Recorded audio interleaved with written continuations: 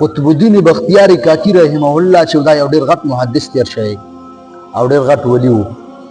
دی چې کله وفات شو او د ده د جنازې ټیم راغی نو هر یو انسان خواهش کولو او هر یو انسان په زړه کې دا خبر راتلله چې اوس پر ده د جنازې دا مونځ څوک کوي.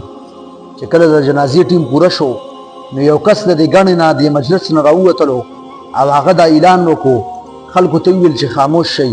خلک ټول خاموش شو او هغه دا اعلان وکړو چې کله حضرت وفات کېدو نو هغه ماته د یو څو خبرې وصیت کړی و. په هغې کې یو خبره دا وه چې زما جنازه به هغه کس کوي چې په چا کې دا څلور صفات وي. یو صفات دا ده چې په ټول عمر کې د ده نه تکبیر اولی مونځ چې دی دا نه وي پوت شوی.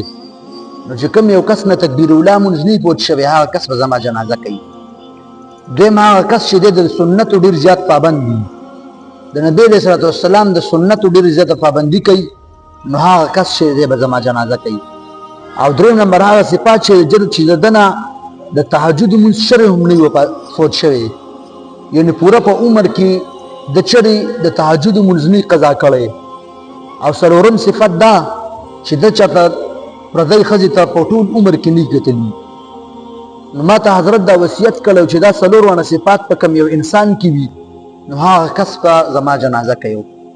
چې کله د هغې هغه مرید دا اعلان وکړو نو په دې کې د دې مجمع نه یو کس راووتلو او چې کله د دې حضرت چې کله راغی د دې د کټ خوا ته راورسېدو او د هغې نه څادر اوچت کو، هغه ته یې وویل چې ته په خپله باندې خو د دنیا نه لاړې خو د خلکو په مخ کې تا زه رسوا کړم او زما هغه راز چې هغه تا خلکو ته ظاهر کړلو. بیا خلکو ته مخاطب شو او ویل چې زما د الله تعالی په ذات باندې قسم وي چې دا څلور وانه صفات چې دي دا په ما کې دي.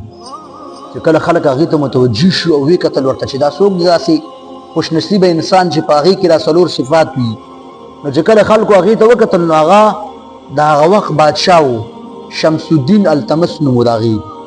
د هغه ټیم بادشاهان داسې وو چې هغوی به د دې خبرو د نبي علیه صلات وسلام د سنتو او د عباداتو دومره خاص خیال کولو چې پوره عمر کې د انسان نه تهجد قضا نشي او پوره عمر کې انسان نه تکبیر اولی فوت نشي. دا خو ډېره زیاته ګرانه خبره ده.